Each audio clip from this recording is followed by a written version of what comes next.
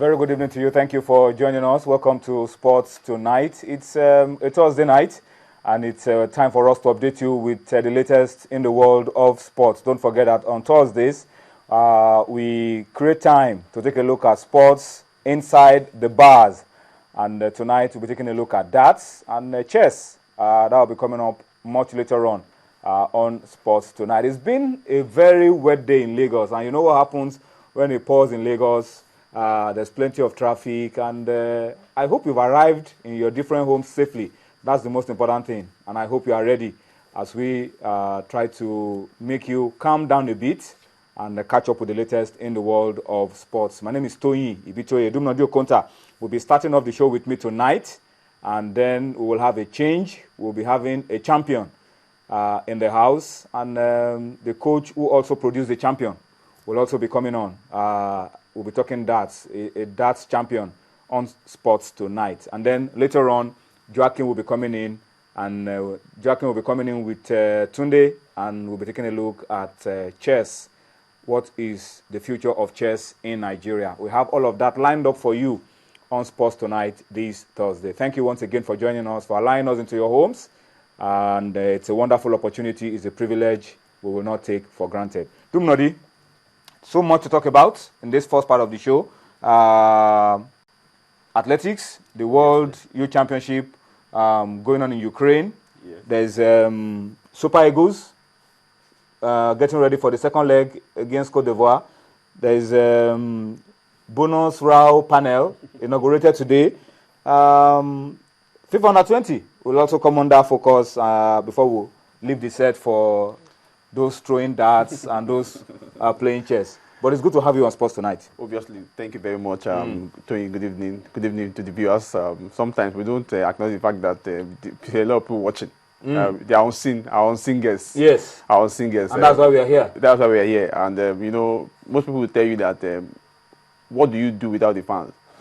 Have you ever watched a game without the football game? Although in Nigeria, it's the only noise you hear is the noise of the ball and the echo from the players. And you know how no matter what, if you have 10 and Messi on one side, 10 Cristiano Ronaldo on one side, you don't have the fans. There are no fans watching. You can't enjoy Take that something game. away from the game. Take something away from the That's why they come the 13th player on the field.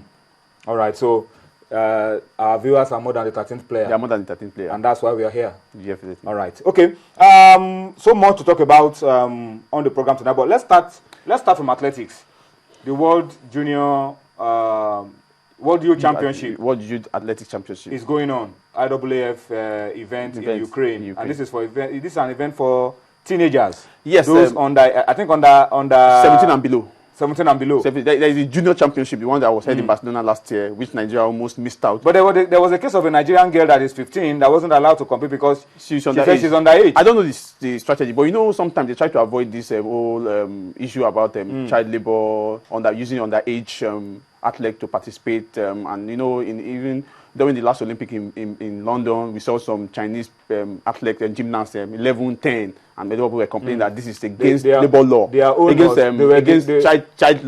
child laws, and you know, they were declaring ages above their age. The opposite is what we have in football. When you claim to be younger than your age, but they are claiming ages above their age. So they're trying to avoid this situation because here we have not taken into cognizance some of those laws, even though we have them in place, but trying to reduce them. So that we don't have a situation where people are complaining. But let's talk about Team Nigeria at this event.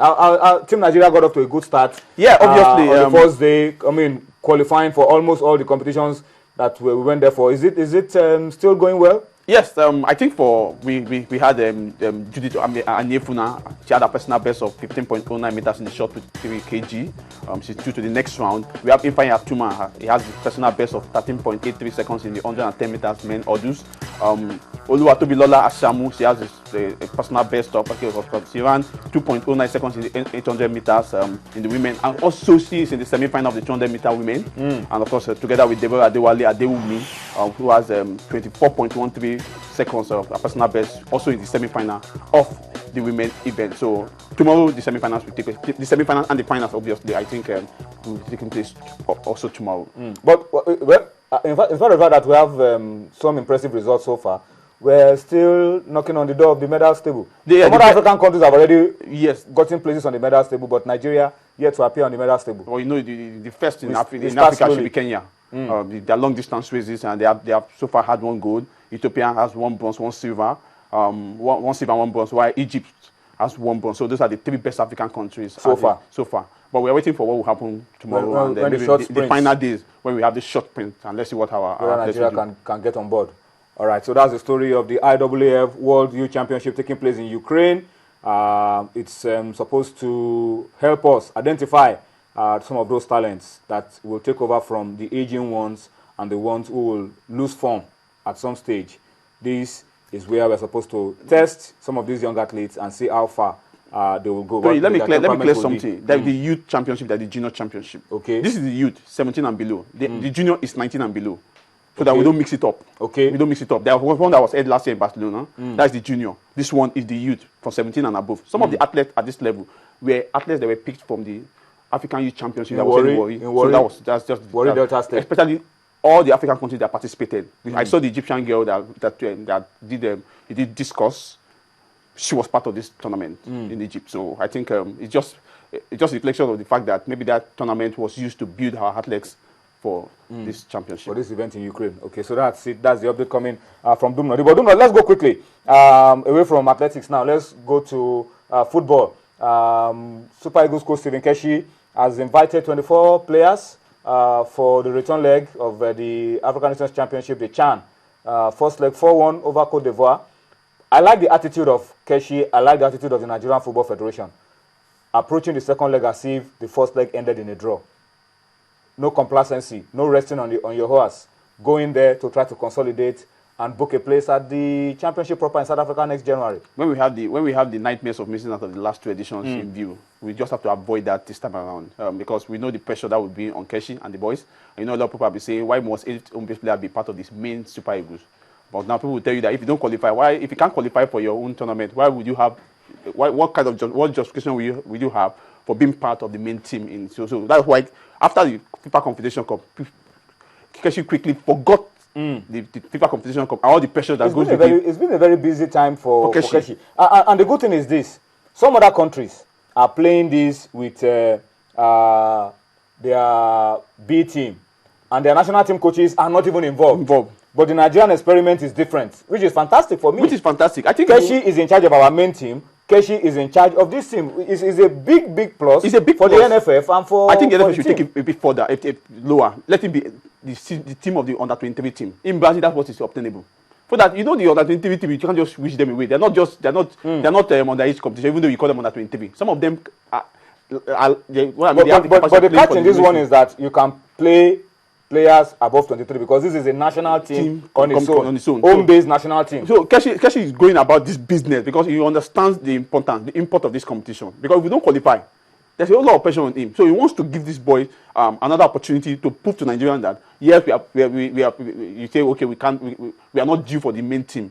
But at this level, we can hold our own. When they played against Cote d'Ivoire, I watched the game from the beginning to the end. I saw the brilliance in some of these guys. I saw the experience they had from the FIFA Confederation Cup. I saw some of the mistakes they had. They were able to put that aside and improve on their game. And it shows that Keshi is really trying to get a whole set of players in place so that we don't have a situation. This team, no matter what you think, when we are going for a major tournament, our foreign players are not available. This is the players that will open up the camp. I'm feeling. Yeah, I'm feeling for those players who are likely not going to be part of that tournament.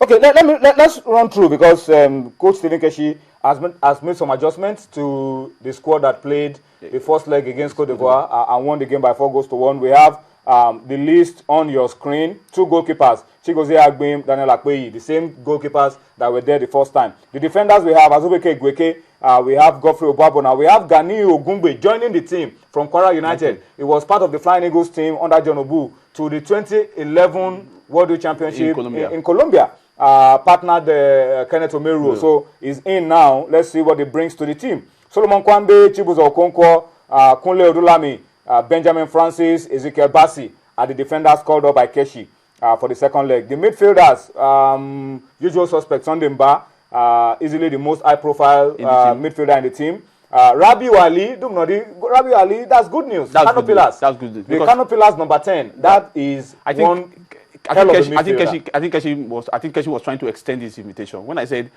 he had the team for the first leg, I said, I think Rabiu Ali should be part of this team. Let me run through the list, then we'll talk about it. Olufemi Oladapo, was part of the first leg. Ayo Saka, and then Mohamed Jia is also in the team. Mohamed Jia plays his football for Bayelsa United. The attackers, Gambo Mohamed, Gomo Nduku, Ifeanyi Ede, Ezekiel Mba, Alaji Gero from the Flying Eagles team to the Under-20 World Cup in